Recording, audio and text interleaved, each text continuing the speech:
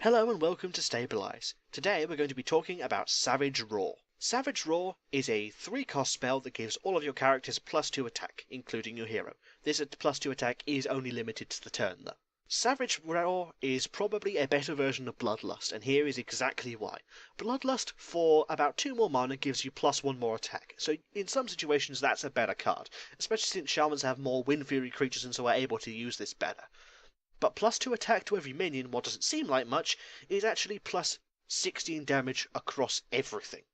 Now, if we compare that to Bloodlust, which can give you +3 for every minion on the board, so +21 damage, Savage Roar, for 2 less mana actually, gives you about 6 less damage. So honestly, it's not necessarily the best thing in the world, but it's cheaper, it's more reliable, and it can actually be comboed, which is something that Bloodlust really can't. The most commonly known combo with Savage Roar is Force of Nature, because you can summon, for 9 mana, you can summon effectively 14 damage onto the board, because Savage Roar Force of Nature is 14 damage. You can kill an opponent who is at half health if you shapeshift with, say, 11 mana, so you'd need to coin or innovate to do that, but it's still a really nice combo. But the thing about Savage Roar is, unless you're playing a very spell-focused deck that doesn't have any minions, Savage Roar fits into almost every single possible situation.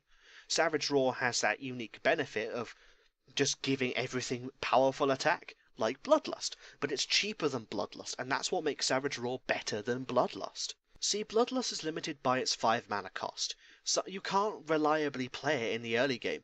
If you double, for example, if you double Living Roots on turn 1 and turn 2 and get 4 minions on the board, you can then Savage Roar turn 3 and do 10 damage to the face. No, you can do 14 damage to the face with it, which is insanely good. There are a few cards I would recommend more than Savage Roar, because Savage Roar fits in almost every situation, in almost every deck, at almost every single time. It plays well, it's easy to use, it's low cost, and hell, it's pretty simple. Why wouldn't you take Savage Roar? Well, you would only really need to use it in situations where you have board.